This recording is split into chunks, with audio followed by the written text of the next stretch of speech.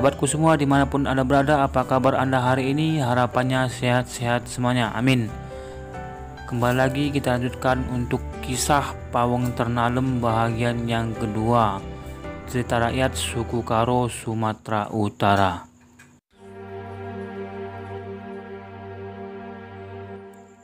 Jangan engkau sesali kematian ayah dan ibumu, serta keputusan kakekmu membuang engkau ke dalam rimba.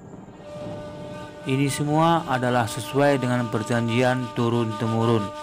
Itu semua demi kelangsungan orang banyak. Untuk itu kau harus diurus dan dipersilihi, biar lepas semua kesialan dari kelahiranmu, kata kakek itu. Dan Pawang pun setuju. Maka oleh Datuk digosoklah tubuh dan wajah Pawang dengan getah-getah tanaman hutan, sehingga bentuknya menjadi sangat menakutkan. Di samping sebagai anti nyamuk, lintah dan pacat, juga menghindari gigitan binatang berbisa seperti ular, lipan, dan kalajengking. Mulai hari itu Pawang sudah belajar menjadi pendekar dan sekaligus calon datuk yang akan mengendalikan pergaulan antara binatang buas di dalam rimba, sesuai dengan namanya, Pawang Ternalem.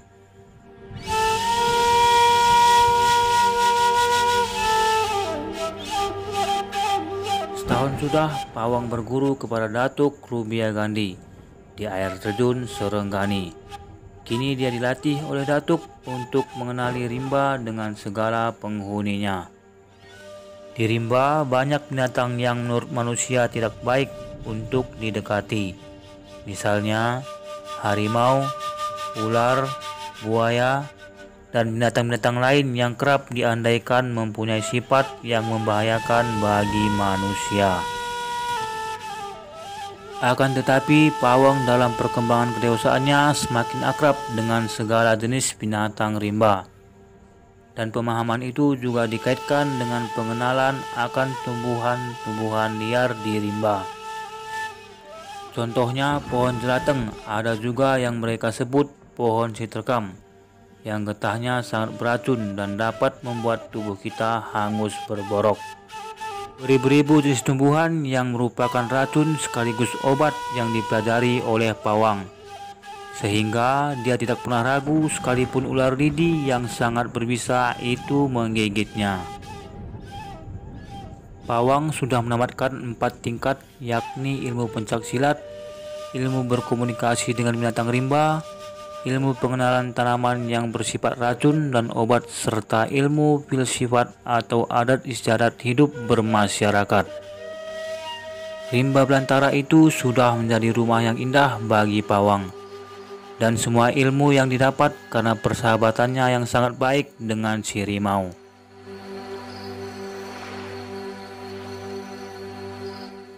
Ilmu silatnya sudah matang berkat ketekunannya berlatih dengan si rimau.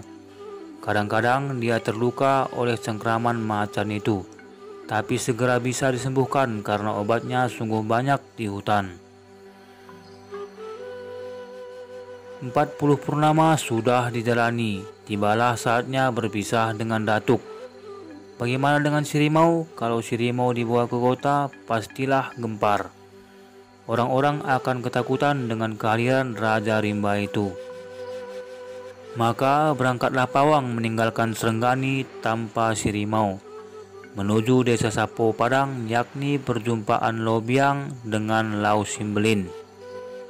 Di sana ada dataran tempat kakeknya Bareta, keluarga yang lain menanam kelapa, nipah, nangka, dan tanaman yang dibutuhkan sehari-hari.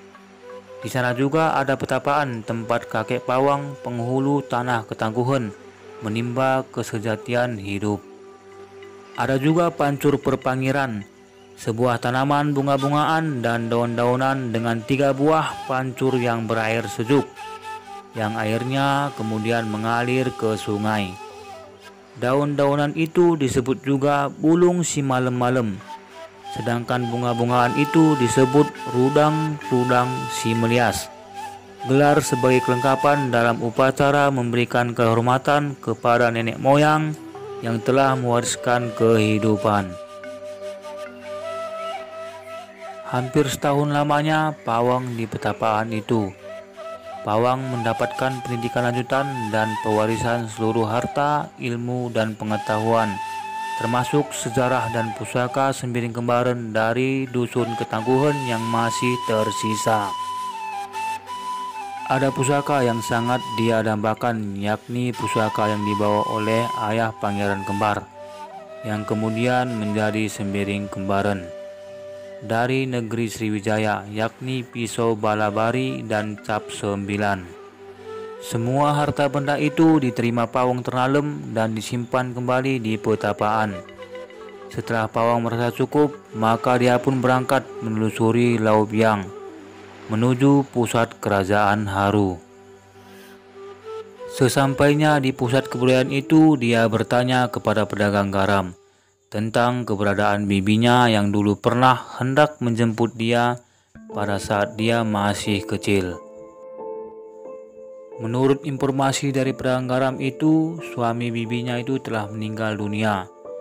Bibinya bersama seorang anaknya bernama Daram pindah ke kerajaan kecil bernama Jenggi Kumawar di tepian Lau Binge. Maka berangkatlah Pawang menuju Janggi Kumawar, menembus hutan antara Lau Biang dan Lau Binge.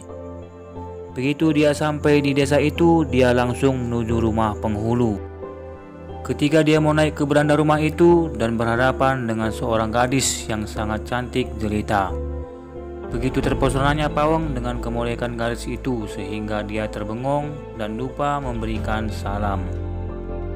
Dan tiba-tiba gadis itu berlari ketakutan dan sambil menjerit meminta tolong. Mendengar jeritan itu, maka keluarlah penghulu. Di hadapannya berdiri seorang laki-laki hitam, rambutnya gembel dan kulitnya berkeras bersisik. Pawang pun memberi hormat. "Sentabi Raja, aku Pawang Ternalem, seorang pengembara, minta izin menumpang satu malam karena hendak mencari sanak saudaraku di negeri tuan ini." "Mari silahkan naik ke rumah," kata penghulu Jenggi Kumawar. Kemudian dipanggilnya pembantunya untuk memanggil istri dan anaknya. "Ini istri dan anakku, namanya Putri berupa Timar," ujar penghulu. Pawang menghaturkan salam hormat, tapi berupa Timar tidak mau mendekat. Pada masa itu, rumah penghulu memang tempat menumpang dan menginap bagi pengembara.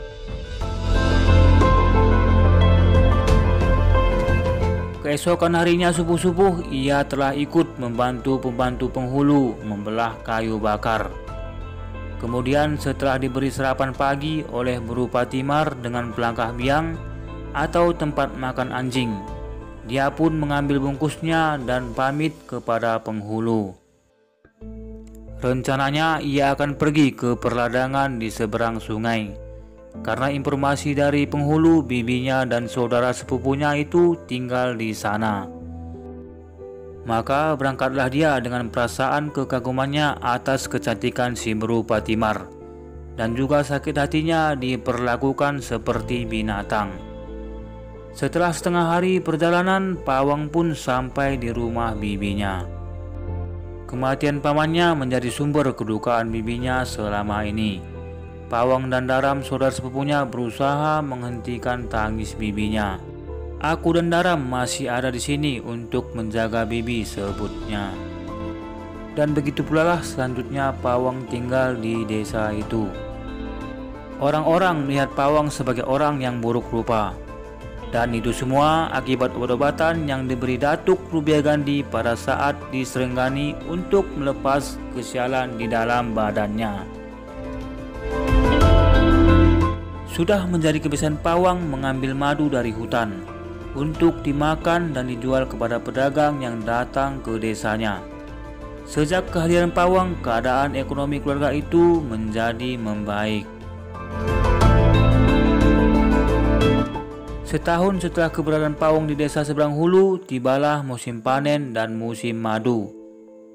Salah satu sarang madu yang terkenal adalah madu dari lebah yang bersarang pada sebuah pohon di tepi kampung Jenggi Kumawar, yang dikenal dengan nama pohon tualang Simande Angin.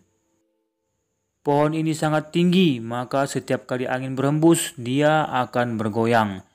Maka dari situ disebutlah tualang si mande angin. Dulu kala ketika Brupatimar berumur 17 tahun oleh Raja Penghulu Jengki Kumawar, sudah diumumkan bahwa siapa saja pemuda yang mampu menurunkan madu dari tualang si mande angin ke hadapan raja, maka dia akan dijodohkan dengan Brupatimar. Maka diceritakannya lah niatnya untuk menurunkan madu kepada bibinya dan sepupunya itu. Dan si bibi sangatlah gundah hatinya karena mengambil madu itu sama saja dengan menyerahkan nyawanya. Dan sudah 10 pemuda yang terhempas jatuh dari pohon itu. Akan tetapi tekad pawang sudah bulat, dan pas ketika bulan sudah besar, jalan desa terang menerang, pawang mengajak Daram berangkat menuju tualang si mande angin dengan membawa surdam. Ketika sampai ke tempat itu, Daram pun merinding ketakutan karena begitu banyak tengkorak berserakan di sekeliling pohon itu. Karena si Daram tidak berani sendirian di bawah, maka pawang pun mengantar Daram kembali ke kampung. Kemudian dia kembali ke tualang si mande angin itu. Begitu sampai di pohon itu, bulan sudah naik cukup tinggi. Maka oleh pawang dilemparkannya tulang benang arang itu ke atas pohon. Maka tidak lama kemudian bibi si Berujerai Nguda sudah ada di atas pohon. "Anakku, hari ini engkau manggil aku tanpa perjanjian. Ada apa engkau manggil aku?" tanya bibi dari atas dahan tualang. "Bibi, aku hendak naik ke atas tualang si mande angin ini. Bibi, tolong tahan angin yang kencang ini supaya diam, supaya aku dapat naik dengan selamat."